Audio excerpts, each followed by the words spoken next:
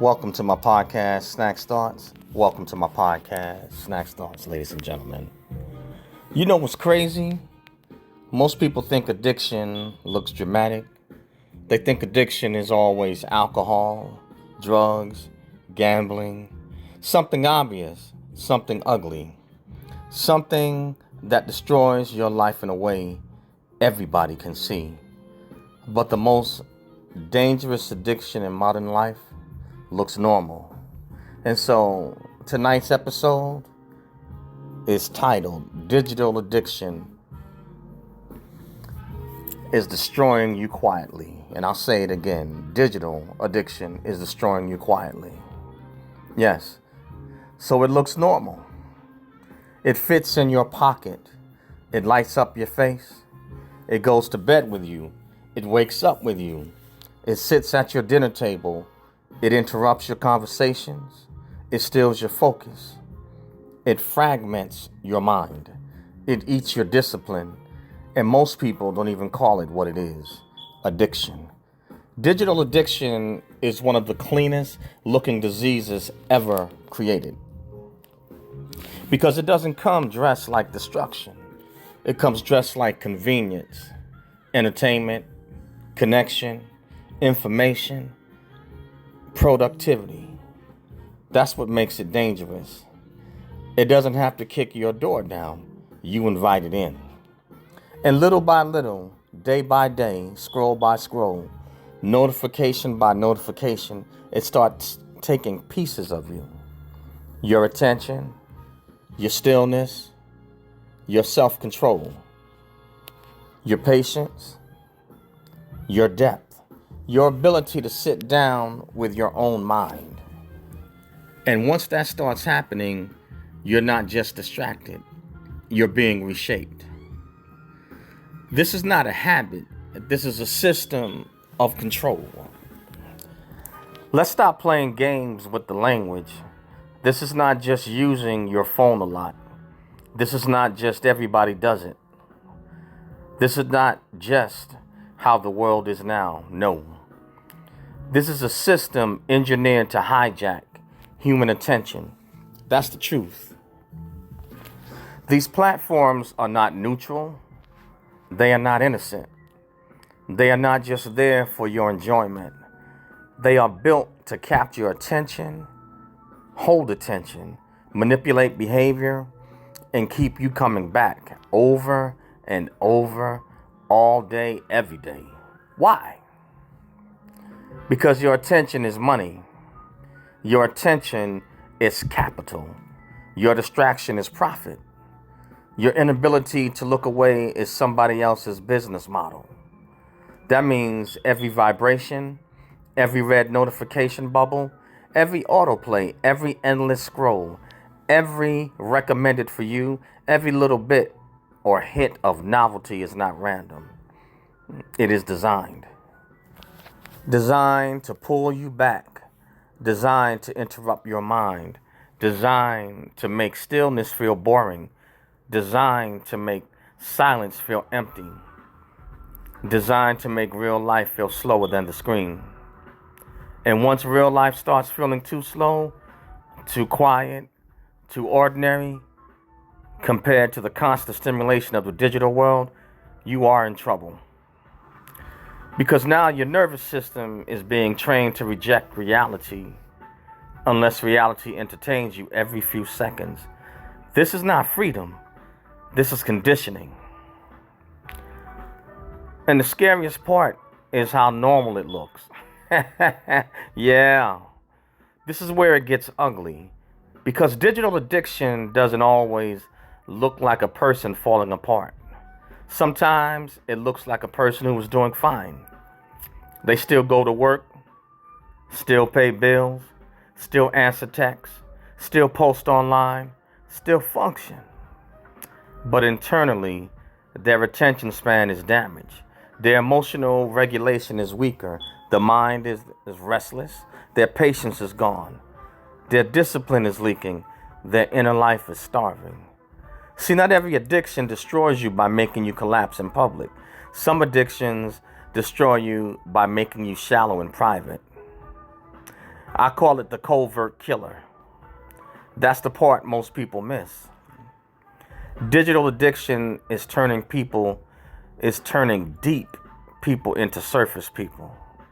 People who can react to everything but reflect and pay attention to nothing. People who consume all day but create nothing. People who are constantly stimulated but internally empty. OnlyFans, anyone? People who know what's trending but don't know themselves.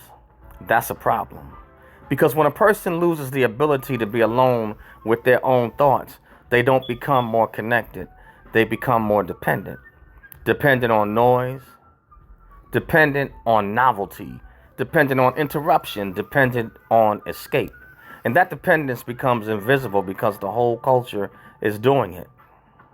So now dysfunction looks normal simply because it's widespread, ingrained in the culture. But widespread dysfunction is still dysfunction. It just wears a different hat. Now, we are losing the ability to sit still due to overstimulation. This might be one of the biggest losses of all. We are losing the ability to sit still, to sit quietly, to think deeply, to reflect honestly, to face ourselves without reaching for a screen like it's emotional anesthesia. Think about how fast people reach for their phones now. Waiting in line, phone. In the elevator, phone. Sitting in the car, phone. Commercial break, phone. Bathroom, phone. In bed, phone. Wake up, phone. On a date, phone. Yeah. Even with the family at the kitchen table, phone. The moment life stops moving, the hand reaches. That's not just a habit, that's dependence. Some people cannot tolerate 10 seconds of unoccupied mental space. And that should bother you because silence used to be a place where people thought. Now silence is treated like a threat. Stillness used to be where people found clarity. Now stillness feels like withdrawal. That's how deep this goes, guys. When a person loses the ability to be still, they also lose the ability to hear themselves. You have ever hear the term, I can't even hear myself think? And if you can't hear yourself, you can't examine yourself. You can't confront yourself. You can't correct yourself. You can't build yourself. Just keep numbing yourself. That is not growth. That is escape disguised as normal behavior. Digital addiction is making people weaker. Let's go even deeper. This addiction is not just stealing time, it is weakening people mentally, emotionally, spiritually, even socially. Why? Because strength requires tension. Strength requires boredom sometimes, patience sometimes, discomfort sometimes, delayed gratification sometimes, silence sometimes. But digital addiction trains the opposite.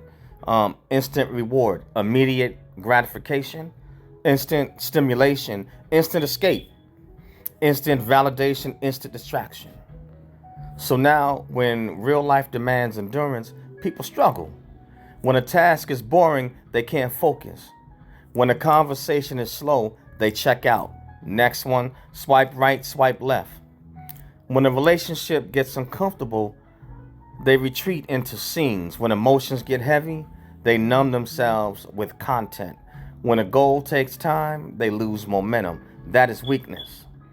And people don't want to say it, like that because it sounds harsh. Well, too bad.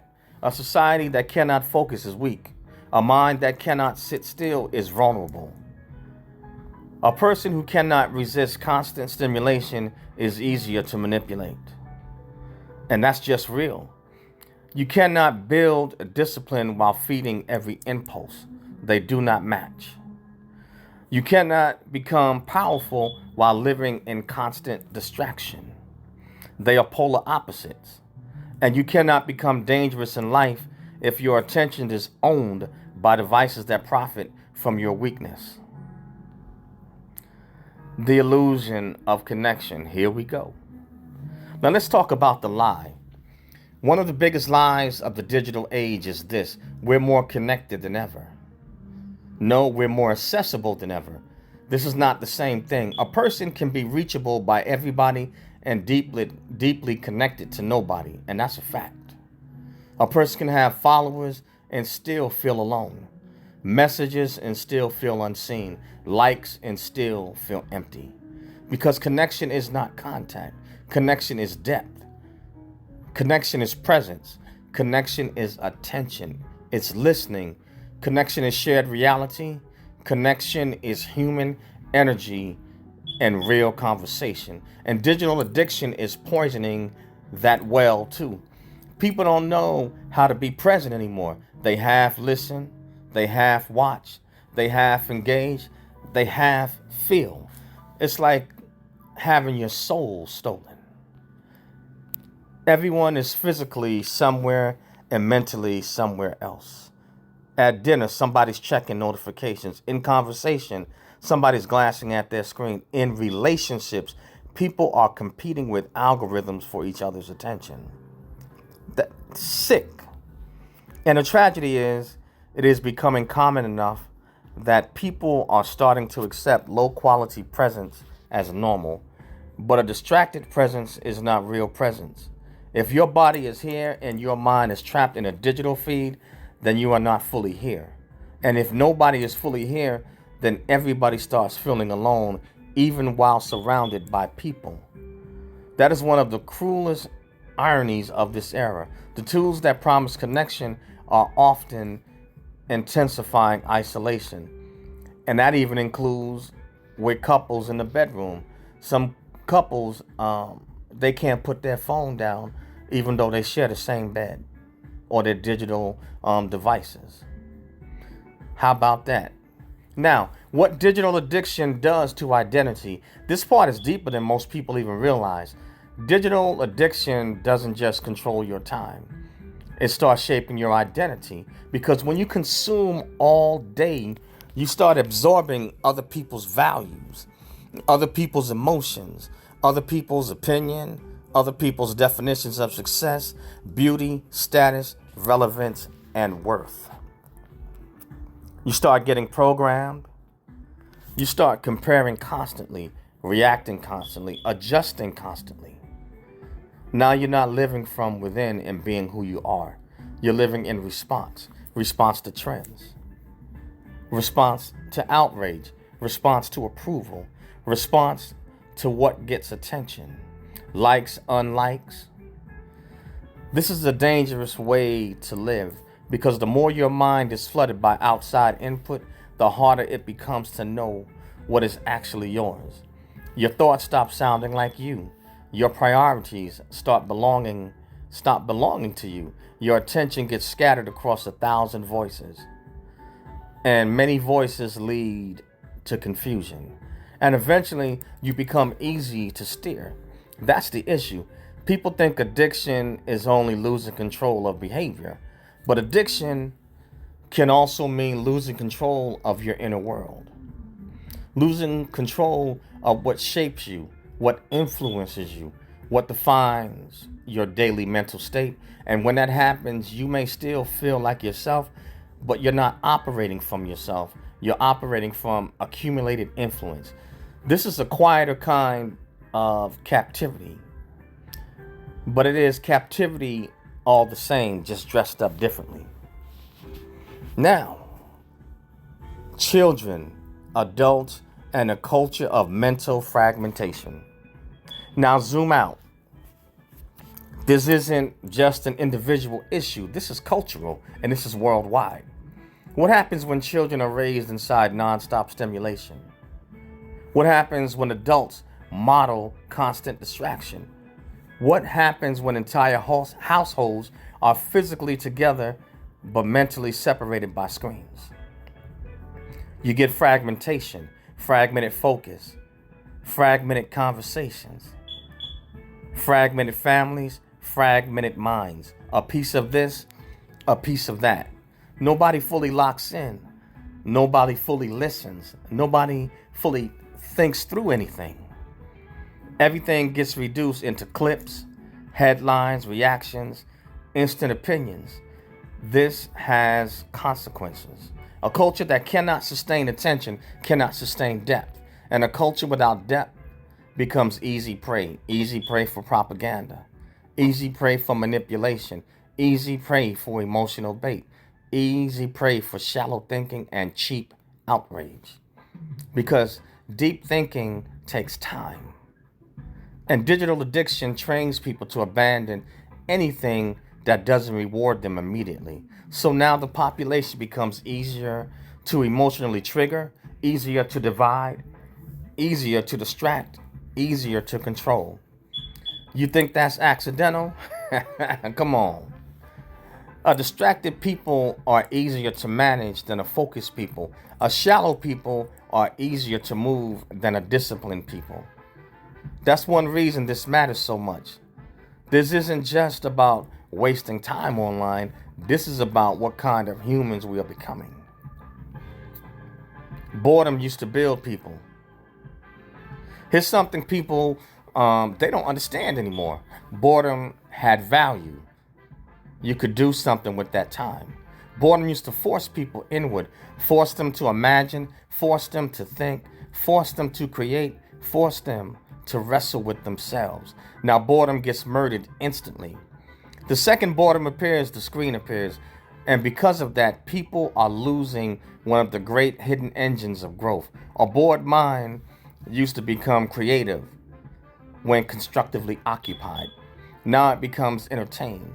A quiet moment used to become reflection. Now it becomes scrolling. A lonely moment used to become self-examination. Now it becomes distraction. You see the pattern? Digital addiction has become a machine that intercepts inner development. It catches the person right before they have to think, right before they have to feel, right before they have to face themselves, and then it hands them escape. It's kind of, in a sense, like stealing your soul, piece by piece, again and again and again. That's why some people can spend years constantly stimulated and yet still feel underdeveloped inside, because growth was replaced by consumption. The real cost, guys. Let's stop pretending the cost is small. The cost is not just a few wasted hours. The cost is your focus, your peace, your self-command, your clarity, your edge. The cost is the book you never read, the business you never built, the thoughts you never finished, the discipline you never developed, the conversations you never fully entered, the prayer you never sat through, the goals you never gave full concentration to, the parts of yourself you never discovered because the moment got filled with noise. That's the real cost. A stolen life doesn't always look dramatic. Sometimes it looks like 1,000 little moments of surrender. A scroll here, a distraction there, a broken focus here, a wasted hour there, until years pass. And the person wonders why they feel behind, why they feel mentally cluttered, and why they can't focus, why they don't feel sharp, why they struggle to finish things, why they feel disconnected from themselves, because they have been leaking power for years, quietly, digitally, constantly. The brutal question, guys. So here's the brutal question. Can you be alone in a room with no device and no stimulation and still be okay? Can you sit in silence without reaching? Can you think without escape? Can you eat without scrolling? Can you wait without checking? Can you go for a walk without needing something in your ear every second? Can you have a thought fully? Can you let boredom live long enough to show you something? Because if the answer is no, then the problem is deeper than convenience. It means your nervous system has been trained to depend on interruption. It means your mind is no longer comfortable in its natural state. And that is a serious loss. In closing, digital addiction is not a side issue. It is one of the defining psychological battles of this era. Because this battle is not just about devices, it's about dominion. Who rules your attention? Who rules your children's attention? Who owns your mind? Who gets the best of your focus? Who benefits from your distraction? And what kind of person are you becoming while all of this is happening? That's the real issue. What controls your attention starts shaping your life. And if your attention belongs to algorithms, feeds, notifications, endless scrolling, and digital noise, then piece by piece, your life will start reflecting that ownership. Scattered, reactive, shallow, restless, dependent. But if you take your attention back, now that changes everything, because attention is power, focus is power, silence is power, self-command is power. And the person who can reclaim their mind in a world designed to fracture it, that person becomes dangerous in the best way. Sharp, present, disciplined, harder to manipulate, harder to distract, harder to control. That's the fight. Not phone versus no phone, not technology versus no technology. Control versus captivity.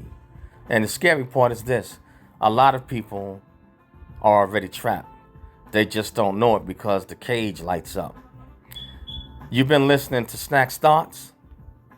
And if you resonate with this episode and this podcast, join and subscribe. Join and subscribe, guys. Also, leave a comment, on these episodes. Leave a comment. I would love, to hear what you think and what you have to say. Everyone is entitled to their opinion. Yes, indeed, everyone. And everyone has a right to their perspective. So please join Snacks Thoughts and share it. Also, I have an YouTube channel, Eric Broadus YouTube, EricBroadus YouTube, or EricBroadusYouTube.com. Please go to the YouTube channel. Smash the bell to become a subscriber. Turn on all notifications. Hit the like or unlike button to like or unlike all the content. Hit the hype button to push the content further out to larger and wider audiences. And I would love for you to leave a comment. Love to dialogue with you over there too. I want to hear what you think and what you care to add, to any conversation, whether it's on any of my social media platforms. I also have Snacks123 on Rumble, SNAKZ123 on Rumble. So please join and follow me on Rumble. Hit the like or unlike button to like the content. Leave a comment. Love to dialogue with you over there, and let's start the discussion. Let's start the discussion, guys. Lastly, I had the 5 best weight loss products. So please, hit the link, check out, the products. It's for weight loss and nutrition. Next to God, your health is the next best thing that you have. So please, guys, take care of it. Take care of your health, guys, all right? Share them. The 5 best weight loss solutions.